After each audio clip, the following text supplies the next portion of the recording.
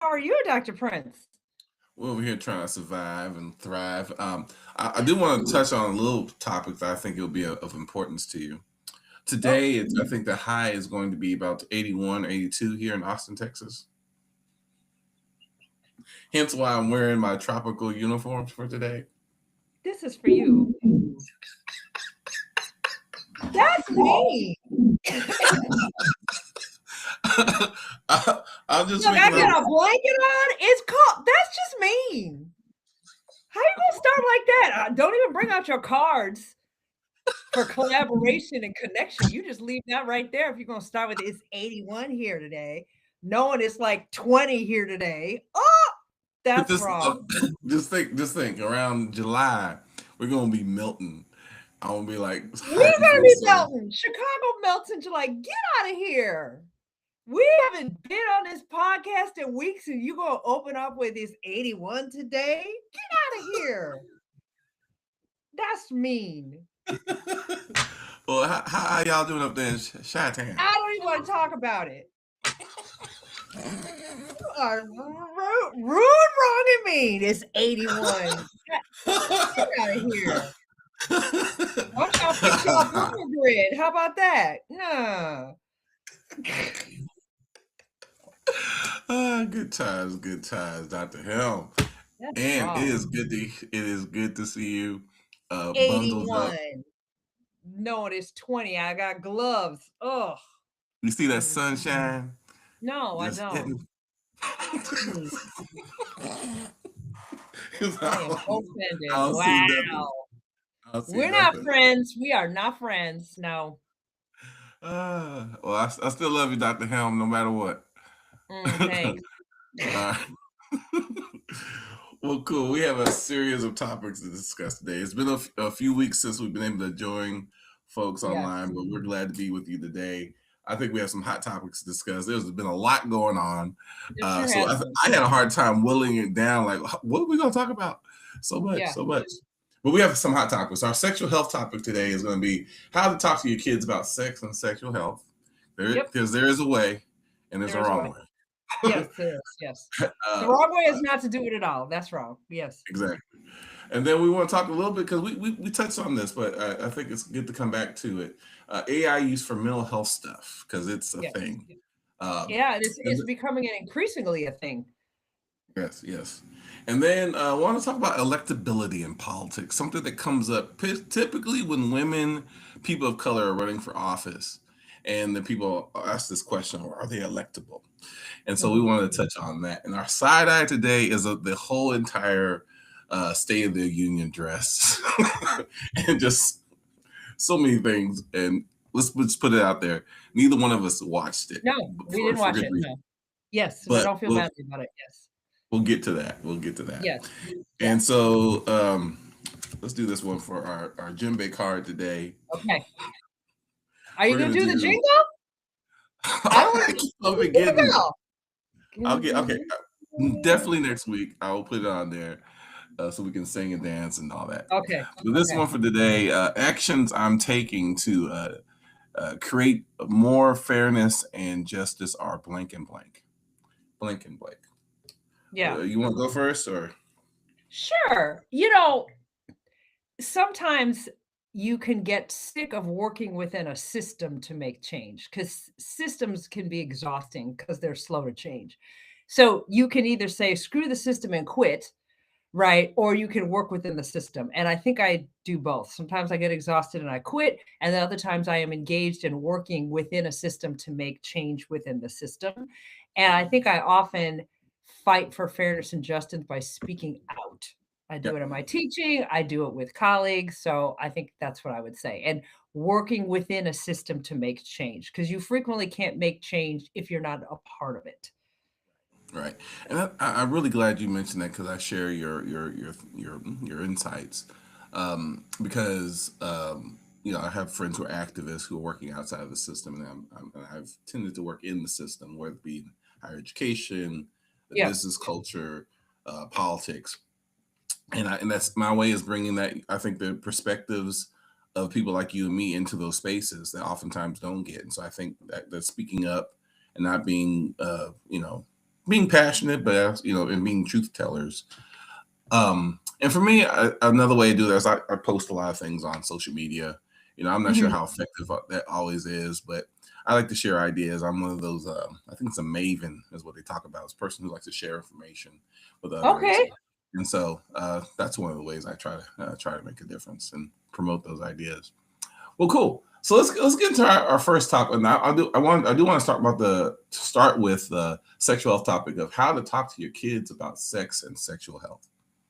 Yes. So I find this very interesting because a lot of times people are very reluctant to talk to their kids about sex and sexual health, or they perceive it as one conversation. So both of my sons, they're 11, came home with that permission slip that I had to sign about, learning about sex in the school. And of course, I have a background as a human sexuality educator. So I'm always like, let's talk about sex. Let's do it.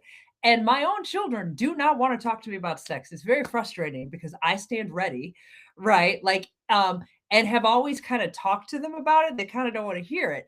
And I find that many parents are the opposite of that, right? Because of their own hangups or their own kind of issues with being comfortable with the topic, they shy away from it. But you start talking to kids in a developmentally appropriate way about sex when they're young. And I don't necessarily mean intercourse per se, right? But you teach them the proper names. And we've talked about this before, but teach them the proper names for their body parts, right? You don't encourage shame and stigma around, personal private body parts. We say the actual terms for those things. And you have to demonstrate that you're open enough to have conversations with them so that when they need you, you've built the emotional safety around the topic, right? The time you don't start that conversation at 16. You start that conversation again in developmentally appropriate ways at 3 by proper body names and by, teaching kids ownership of their body, right? When you get into pre-adolescence, you begin talking about consent and safe sex and or we're kind of you're teaching not only about sexual health, but you're also socializing values. And a lot of times, adults are so uncomfortable themselves that they avoid the conversation together, or they're like, okay, birds and the bees, you get it, good, bye. So I really want to encourage people, right? You can do it through books, you can do it through appropriate videos, right? If you're not comfortable with it, it's something to get comfortable because you pass that sort of not being comfortable with sex and sexual health onto your children, and then it becomes kind of multiple generations of people being uncomfortable and people being misinformed. Mm. I really like what you're saying because, and I guess I was wondering from your perspective. I mean, your kids are a bit older now, and what I'm thinking about is those are very initial conversations. And I guess what are you imagining? What happens? Is it your kids coming to you in that early stages? Is it you coming to them with information? Well, how do you imagine that looking? Because I think that's where it Yeah. starts. Is those initial, very young conversations that come up. Well, I think it's both and, not either or. So, me teaching my children all the proper names, right? And I remember like having a babysitter who was doing potty training and she would use cutesy names. And I said, can you please not do that? Right. So me beginning conversations, but also answering their questions. So my precocious daughter, when she was like 3, right? We would see pregnant women in the grocery store and she'd be like, how'd the baby get in there? Right? How did baby get in there? And I was like, girl, right? And I never shushed her, right? And Mhm. I didn't necessarily like, well, you have sex and that's what happens. I didn't necessarily do that at 3, but we began talking about pregnancy. I began answering questions in appropriate ways.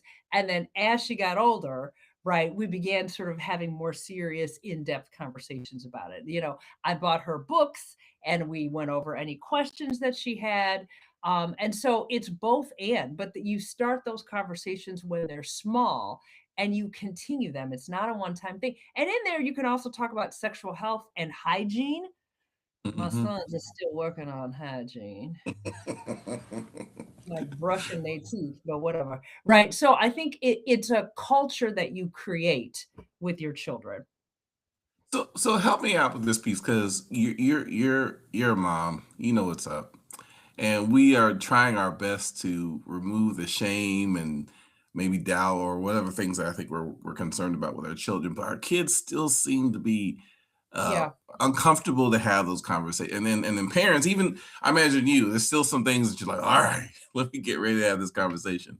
So it's not as easy as it always seems. And so I'm wondering, what do you think all that angst? I know we have society to deal with, but you're talking about Yeah. a situation where you're having an open conversations, you're using the terminology, yet our kids still walk away with some shame and guilt. I mean, how do you navigate those situations?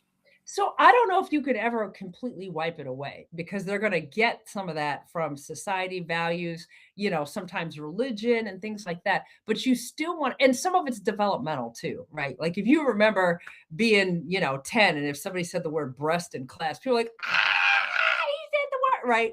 I mean, some of that's developmental, but you keep talking about it, right? You use opportunities, right? Especially when you're driving in the car, right? To have conversations about it because you're preparing your children for life, right? And if you prepare them by saying, okay, don't ever ask me any questions, they won't, right? And Mm-hmm. having open and honest dialogues with them about it. And you can, if you're uncomfortable, you can say, even I'm uncomfortable doing this, but I don't want you to be in the dark about it. I want you to know, right? I want you to know about your own body. I want you to know about sort of consensual sex. I want you to know what our values in this family are. So even if you're uncomfortable, keep talking about it.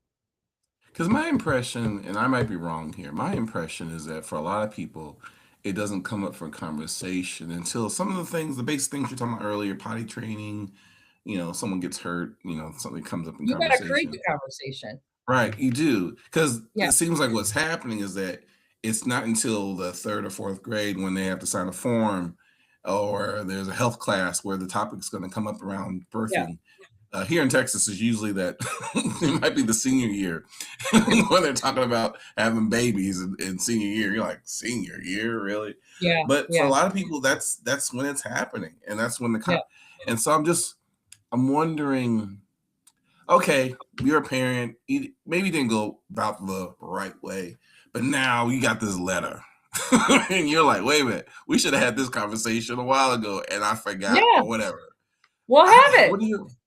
Now you have it. Now you say, maybe I neglected this, but let's talk about it. You pass your discomfort onto your children, right?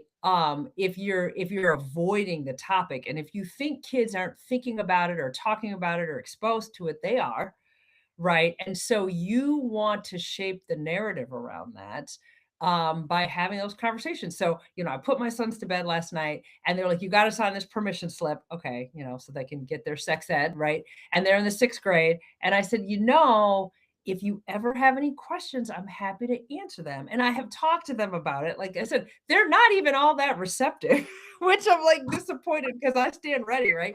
But I want them to know that we can talk about these things and you can come to me and ask me. It doesn't mean they will, right? But I want to create a pathway and some emotional safety around, these topics because I want them to be safe and happy and healthy. So I do that with clients, right? I do that with students. When I used to teach the human sexuality class, I had a question box, right? And I made everybody put something in there. And then I would read anonymous questions out loud in class and answer them just so that people could get comfortable asking questions. Because even because I think sometimes politically we think there's some people who do talk about it, and there's other people who don't talk about it. And I would say even in households where there's a lot of religion, maybe there's a lot of shame, they're just talking about maybe in a different way than many of us are talking about it. Sure. Unfortunately, sometimes it comes with a lot of shame and stuff. And so even if I guess what my thought is, even if your religious practices or beliefs uh, don't really prepare you for this conversation, I think what we're talking about is regardless, still have a conversation. And if you don't Yeah. think for whatever reason, we don't have to agree with you, but it's now if they're in middle school or high school. At minimum, I'm thinking middle school because they're talking about it at school. And I know I told you Sure. this story another time. They're like, oh, they're not talking about it. I'm like, I don't know about you, but every middle school I know, they're talking about maybe not appropriately, but talking about breasts Yeah. and titties and ass and all kinds of stuff. So why Yeah. wouldn't you like Well, even let's say you don't want to talk about like sex, right? But you should talk about things like testicular cancer, right? Like which is on the rise in young people. And sometimes people have so much shame. Like examine your body and know what it's supposed to feel like. So if something goes wrong, you can give accurate descriptions to your doctor, right? So I don't just mean the sex talk. I also mean sexual health, which is health, right? And so I'm talking about the whole gamut of things. Yeah, yeah. I mean, because I mean, what you think make me think about is here I am. I'm about to turn 55 here next week, and I think about all the things I'm doing for my my general health and well being. I'm on this health journey now where I've lost like 10 pounds, and all of this is an attempt to have a better quality of life. But in many ways, it's about my sexual health. It's my mental health. It's all the different layers of health. Yep. And I think Yep. sometimes that gets missed in the conversation. So when I share, people say, "Hey, I turned 50. I had my colonoscopy." I had a friend of mine who was like, "I'm so glad you're talking about this because a lot of brothers are just or ignore it or won't go to the doctor and they don't trust it for good reason, and so they don't do Yeah. anything." And Or then that's remember directly poor connected to Chadwick. yeah, and that's Yeah. directly connected to homophobia about all that kind of stuff. And so it's in the realm of sexual health, but it's kind of loosely connected to it. But we avoid it again for the same reasons. But I think Yeah. what I hear us talking about is the entryway may be the health component. Yep. Yep. Um, example of that and having that conversation. Yeah, yeah. Because the natural to use of AI for stuff. So this is AI mental health. So it comes for you. I think we're freezing. I'm not hot. The AI topic. Yeah, 1 second. It's still recording, so no worries. Okay. There you go. We're back. So did you? I'm sorry. I wanted to transition to the use of AI use for mental health stuff, and I know this has been a topic that we've kind of touched on in the past, and I want to see what your thoughts were. Kind of get us moving. Well, it keeps coming up because more and more people are using it. And the and they're finding comfort in what it's saying. I really need to sort of, I use AI like I use Google, right? Like if I'm using GPT, I type stuff in. I really should kind of investigate myself and ask it mental health questions because people are using it for pseudo therapists. But I think we have to remember AI can't think for you, right? It scours, it brings in all the research and it spits out the reply that it's been taught to spit out, but it can't think. So, a lot of people are like it's inducing psychosis, right? And if you don't know, psychosis, is like hearing voices and hearing things and seeing things that don't necessarily exist, like, and increasing suicidality in people. And so, I think we're crossing a line here and it's kind of terrifying. It is. I would definitely. I know a number of people who use it for in the ways that you're talking about it. One, for information purposes, but two, kind of getting feedback about different, whether it be work related stuff, relationship stuff. And so people are definitely using it as, at minimum, as a place for information. But I think what I hear your concern around is around how it's being misused. Like you said, there are people having negative experiences. I mean, we just had not Elon Musk, but Facebook guy, Zuckerberg, in court fighting. Well, he's fighting what people feel like are the safeguards that should have been put in a long time ago for young people. Sure. Because I think the recommendation is for people not to have access to these things until they're at least 13. I think is the number. Hmm. Yeah. And so, but there's again, the concern is there's no safeguards in place, particularly Yep. with resources like Grok and some other ones, not absolutely known, but they're, I mean, the fact that you can go on there and have a person have their clothes taken off and be seen nude, these are things that people are really worried about that are creating harm Yeah. in the social media space. Well, I think this is what we do. We create tools and then we figure out the ethical concerns after the tools are out there and existing, as opposed to looking at, uh-oh, right, what might happen if we do X, Y, and Z. Now the cat's out of the bag, so to speak, and now we're looking at all the ethical issues with AI and now trying to legislate around it. But it's here to stay. And we have to figure out, right? Like many people consult AI about relationship issues, and I guess on an academic level, that's okay, but it's also kind of scary. And well, it makes me wonder how much scarier is it than when, because people were going online for information already, right? They were going to web Right. pages, they were going to people's chat, Yahoo chat, this or that, and you were finding all kinds of information. I think the big difference is that you're asking these language models to collect all the information and provide feedback. So Yeah. that's one big difference. Yeah. Two, I think the part that I think is worrisome to you and I is that the chat is actually responding as if it's a person, like it's a Yeah. whole person. It's like, hey, we need to get on the same page about something. Like, wait a minute, who's we? I mean, that language is intoxicating because now you're part Yeah. of what feels like a real relationship. Yeah. And Well, and if I especially if you're lonely or you're depressed, you're vulnerable. Yeah. well, and I think that's something to really highlight here. Loneliness has not gone down anytime Right. since the pandemic. If anything, it's been exacerbated. People are feeling disconnected politically, socially. And so I think with you have those dynamics going on, and then on top of that, you have this resource that comes in, drops down, says, "Hey, I'll be your friend." Matter of fact, that's what Right. people are paying for, is Right. a virtual friend.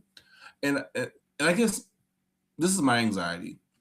I don't want people to kind of just shoo it carte blanche, like this is evil, get away from it. Right. It's and if it's not for that reason, it's for environmental reasons. And I'm like, this is like to me like the telephone or the television or a toaster. This is a tool, You said a and toaster. You just you dated know, the hell out yourself. A you know, toaster? some somebody has a toaster. Hey, someone was giving me a hard time because I didn't quite know how to use this coffee maker I have in my room because I don't drink coffee. Well, go I don't know if figure. we can be friends. I'm pretty sure I've had some people break up with me because you don't drink coffee. You don't drink Lord, coffee. What's the matter what's with you? wrong with you?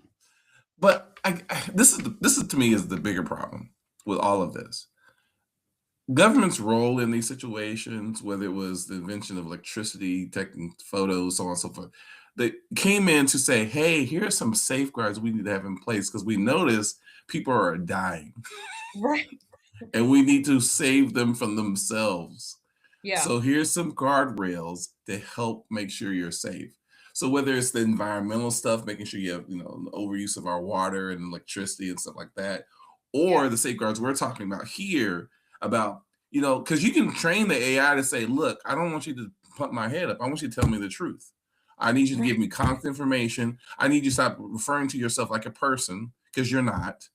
And Yeah. so you can put things into it, but again, that's a safeguard that you may or may not learn, but government sometimes can come in and help you guide you. Well, and the relationship is one-sided. So the relationship with a therapist or a friend hopefully is a two-sided relationship.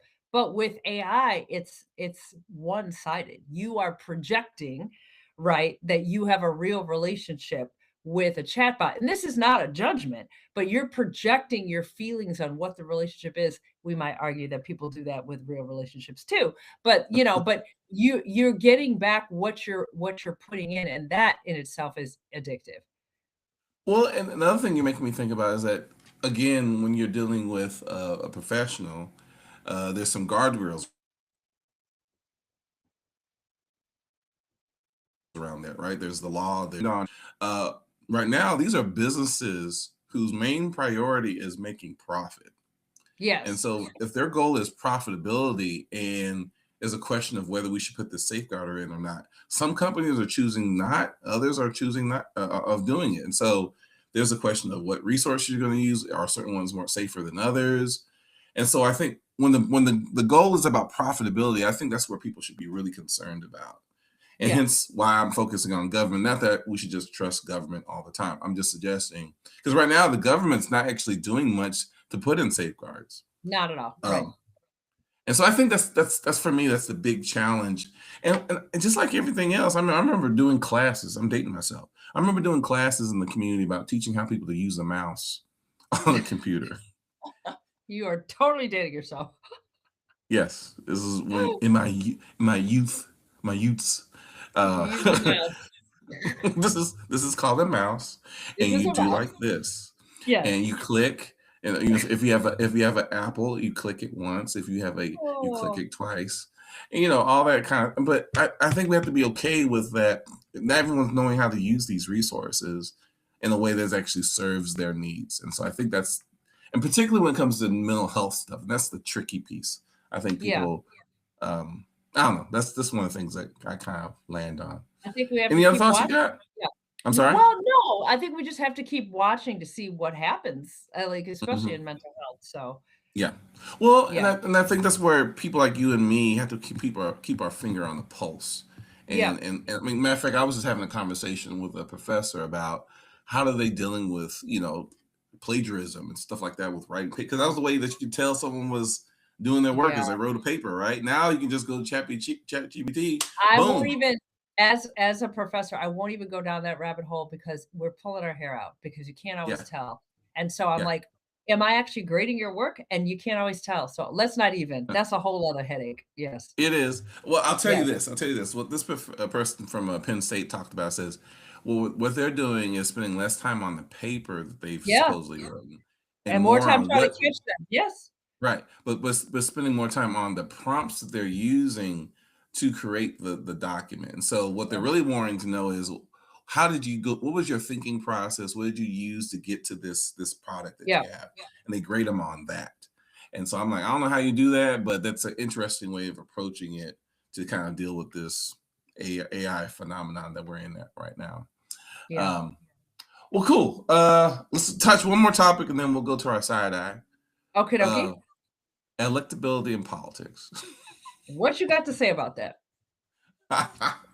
Well, I've been on this whole week. I've been on I don't know what you want to call it, a thing, and this is the challenge. We're in here in Texas. We have, for folks out there, one of our representatives in the state of Texas, out of the Dallas area, is Jasmine Crockett.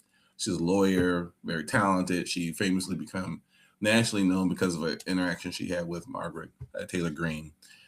Built bad, body, I forget the Yes. phrase, but she Yes. got a lot of notoriety because of that. Because people are like, finally, someone's coming back on the nonsense that we see in politics.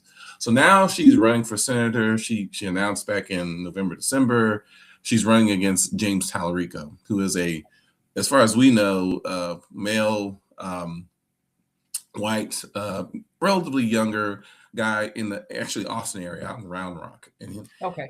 what's the challenge they're both running into is that both their districts have been not eliminated, but moved in such a way, or eliminated, and so neither one can run for their seat.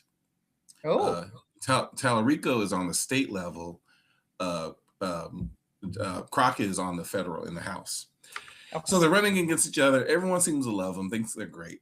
The problem is that you have, and this is my blog to my female white friends who are moderates and progressives, saying, what is it about when we demand to have a female, a woman, to be a strong candidate for office, but when given the opportunity to go for them, the reason why you don't vote for them is because you say they're not electable, because you're worried about Mhm. the racism across the state. The Mhm. same challenge we run with Kamala Harris. And so my challenge to people is, if you want to vote for Tallarico, please do so. But don't tell me because it's electability. Mhm. Because the truth is, Crockett has a strategy. Her strategy is to go out to build a coalition, actually to follow Chicago's model of Harold Washington, build a coalition across several different communities, get people who typically don't vote to vote. So Mhm. you, and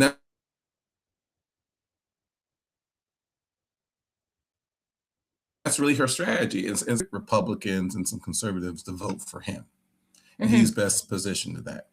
My argument is, if you believe that's the way to go, great. But don't tell me Yeah. it's about electability, because they Yeah. both have strategies. And what I'm pushing back on for a lot of my white female friends, because oftentimes they're the ones who sway back and forth, is to Yeah. say, well, don't do it because of electability. Don't vote for her. Don't vote for her because you like Tallarico and his policies or his position on such an issue, because he's Christian. They're both Christian. Yeah. But my frustration is this idea of electability, and it's kind of a vague idea that's used as an excuse Yeah. and a cover. Does that make sense? Yeah, well, it sounds like when somebody goes up for a job, and let's say they have all the qualifications for a job, but we say they're not a good fit, right? It's the Yes. same ambiguous language that often hides bias, right? And someone who's electable, right, is determined by the electorate who elects them. Right, Yes. so, you know and so we all have hypotheses about who's electable, but then we can look back at our history recent and long time ago and go, "How'd you get elected?" Right? Because people chose to elect them, and so who is electable, what is electable changes depending on who's voting, the time in history that we are, and what people want, and so, I mean, everybody has an opinion about it, but it's often coded language. It is. And the thing that you hear on top of that is we need a win. We're tired of losing, particularly in the Sure. state of Texas, because we've had Republicans in power for 30 whatever years. And so it's like, we need a win. We got to do whatever we need to do to win. And my rationale is, well, we don't do that in a way of repeating the same racist tropes that have not gotten us anywhere over our Mhm. entire existence. And again, this is the funny part. Everyone will say, "Oh, I love them both. I love them both." But matter of fact, they even have a video of a woman crying. So I just love Jasmine Crockett, but I had to vote for Tallarico because I want to win. I'm like, what? Well, I mean, even in that, I mean, and I wonder why she said she voted for him. Is it because he's male? Is it because he's white? Like, and so who people say they're going to vote for and what they actually do when they get to the booth or get the ballot in the mail are two different things. Well, and this is the other thing. One of the things I know from the research is that you can have a very loud minority of people say, "This is what you should do. You should vote for Tallarico." And in actuality, when you actually ask people who they prefer, it's someone else. But because the loudest, smallest voices are out there the most, they got the most money, they got the most advertising, marketing. It seems like everyone's going for Tallarico. And I'm like, no, actually, there's a lot of people who actually that's not true. And so I just know that to be true in a lot of instances. But I think your example is a great one because it Yeah. plays out, and Yeah. and I guess what my concern is not about who you vote, but it's facing those realities of how you make choices. They're sometimes based in color blindness, electability, Yeah. likability, temperament, Yeah. yeah, All those things. Yeah. all those niceties. And the thing is, because with example, I get thrown at me as well. She's not Obama. I said, well, Obama one that was a long time ago. Two, the political circumstances were very different, and I'm not sure of is that's what we need right now is another Obama. Yeah. But Well, I don't know. Maybe and you feel different. there wasn't an Obama before there was Obama. So, people didn't think that he was electable. So it just, vote, vote your conscience, vote your values, and who isn't electable today is electable tomorrow simply because people want to elect them. Exactly, and just so vote for who you like. Yes. Vote If for you who you like like. them, vote for them. Yes. Cool. Well, I always want to bring that up because it's been a big thing. It's been a lot of social media stuff. I had one woman tell me, "Well, I haven't seen anything from Jasmine's Crock." I said, "Well, you might want to question your algorithm because all my stuff is Algorithms. Jasmine Crockett, Jasmine Crockett." So but hey, let's do real quickly one of the engagement cards, Okay, I'm and ready. here we go. A commitment that has been a challenge for me to maintain is blank. A commitment that's been a Lord. challenge to maintain. Oh my goodness. As a full Generation X person, right, my foray into social media has been bumpy because I'm still sort of like, so I got to do this, like I got to for visibility. Is anybody watching? What does this mean? And so, I have, videos on couples and principles and psychology, but it has been somewhat difficult to maintain because am I all in? I think I'm still trying to figure it out. So I do it, right? I'm trying to get better at posting information I think is important, but it's been difficult to maintain. I appreciate your transparency on that. It's a challenge sometimes, Yeah. Yeah. um, for all kinds of reasons. For me, a commitment that's been difficult has been staying on my health journey. For the Oh, last several months since last year, maybe it's been a year now, I've been going to the gym 3 times a week. I go for walks. I don't run anymore because it's not really great for my knees. So I try to go cycling. Before that, I was doing kickboxing, Okay. and that was real fun, like good exercise.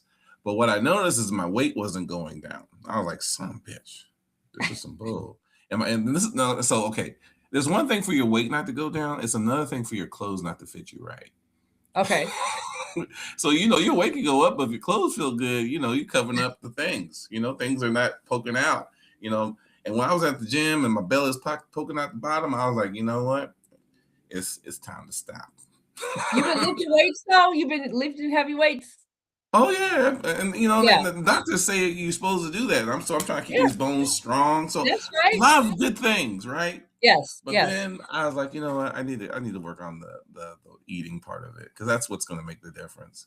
And Yeah, so I've recommitted to that. But it's been sometimes a challenge because eating sometimes is kind of an emotional thing for me. yeah, Whether it's yeah, dealing with loneliness, stress, stuff like that. And so it's like stepping back and saying, let me get a process in place so I can benefit from the exercise I'm having without some of the yeah. negatives of because basically what my app tells me is you're doing a great job. You just have a little more stored than you need.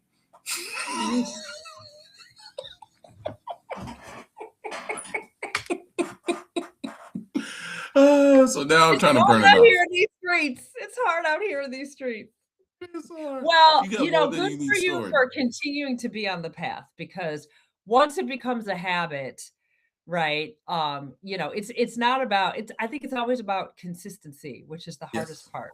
Yeah. yes, yes. Because I And, was sure down there this morning, like, I don't want to do this. I did it, but I didn't want to. well, and we've talked about this before. For me, it's health.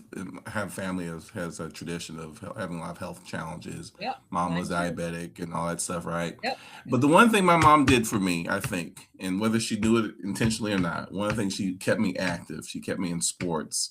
She had me doing things. She supported me to do, and so that early life of activity, even though Yes. there's not always the consistency, it's still a part of my life today. It's still something I go back to pretty regularly with all Yeah. the aches and pains. And so I give Sandra K. Hall all the credit for doing that for me early on. I love it. Um, so we got one more topic and then we got another card. The topic I wanted to hit on was the State of the Union address from our illustrious, kind hearted president, Donald T. Trump, Donald J. Trump. Mhm. Now, Mhm. we already acknowledged neither one of us watched it. Can you No, no, tell I them didn't why you didn't watch it? because I find listening to him quite stressful. And I find it easier to read about it to stay informed than to listen to all of that. Right? And we all know whatever president's office slants the reality to their own point of view, and it wasn't a point of view that I was wanting to entertain. Yeah, yeah. Well, it, I hear you say that when I think it's because I don't trust anything that comes out of his mouth. The economy is strong, and yeah, I see people around me struggling. Yeah. All these patriots that are out here, and I'm like, oh, how are they patriots based off of what I've seen? They're not patriots at all. And then not willing to talk about the Epstein files, all that stuff. It's just so why berate myself intentionally. Mhm. So what I do is I find entertaining things that give me nice summaries. Say, I watched this so you wouldn't have to. And so I watch those summaries. But the part that I like the most, and I didn't see it live, but the part I like the most is when the brother from Houston, his name escapes me, but he has his long ponytail, big old beard, and he holds a sign that says, Black people aren't apes. I And did he's see like, and yeah, it was, and he got kicked out, and yes, it was for a sound bite. But I'm really glad he got out there and said, "Look, we can try to pretend like we've moved past that, but Mhm. I'm not, and I still want to impeach your butt behind this nonsense." So, yeah, that's Yeah, no. so. You were like, "Hey, let's talk about this." I was like, "We can talk about it." I didn't watch it. You're like, "I didn't either." I was like, "That's funny. That's funny." As 2 people who like to be informed, we opted out. Well, Read about well, it, didn't watch it. well, that's the thing, right? We want to be informed. We want to be Yeah. abused, right? We don't want to sit there and literally be abused by the leader of this country, saying, and then of course, apparently was the longest speech I ever. I read that. Yeah. Yeah, and I'm like, okay, yeah. I mean, when you can beat out Obama, who can be long-winded, and Bill Clinton for something ain't right. They knew they went too long. Well, Why and don't you? what is the goal of giving a speech that long? To beat out people and say you gave the longest speech? Okay. Yeah, yeah, yeah. Yeah, yeah. Drawing a line under that. Mm, let's see here. Let's do this one today. Okay. This is our celebration card. Something that feels unfinished to me is blank. Something is unfinished to me today is blank, or whatever. Myself, You want to go for? I'm not finished. I'm always in the process of becoming, learning new things, doing new things, challenging myself, trying to be a better parent, trying to be, yes, I am not done yet. Yeah, I love that. It How reminds me. existential of me. Oh, very, very. Well, it Yes. reminds me of my colleague friend when I used to work at the city. She, I think she was Haitian, if I'm not mistaken. She says, "Voila, voila." I'm like, okay, voila. Hey, I haven't made it part of my personality yet, but I feel like I should. Voila. Okay. So if you see me at another one of our podcasts, I'll be like, voila. And how is that unfinished for you? It's not, but I feel like I need to add something to my vernacular, I like was voila. like, what help me understand what that. Well, to answer to the prompt, Yes. um, something that's unfinished for me. I feel like I'm still unfinished about how to be the best parent I want to be. Being Yes. parent to adults is rewarding and frustrating at the same time, but for different reasons than when they were young. Yeah. And so it's like I feel like I'm still learning on. Where's the Amen. books on parenting adults?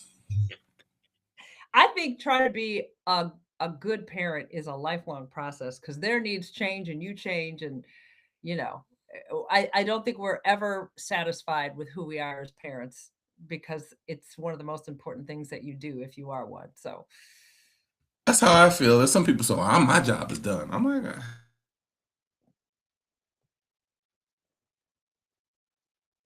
"How's the job done?" Uh, well, hey, it's good to see you. I know it's been a few weeks, but it's good to see it you. is Thank you good so to much see for you sending me. too. Always good to see you. Good to be back. Will you be well? And we'll see you next time. Riffing while black. Okay. Take care. Bye.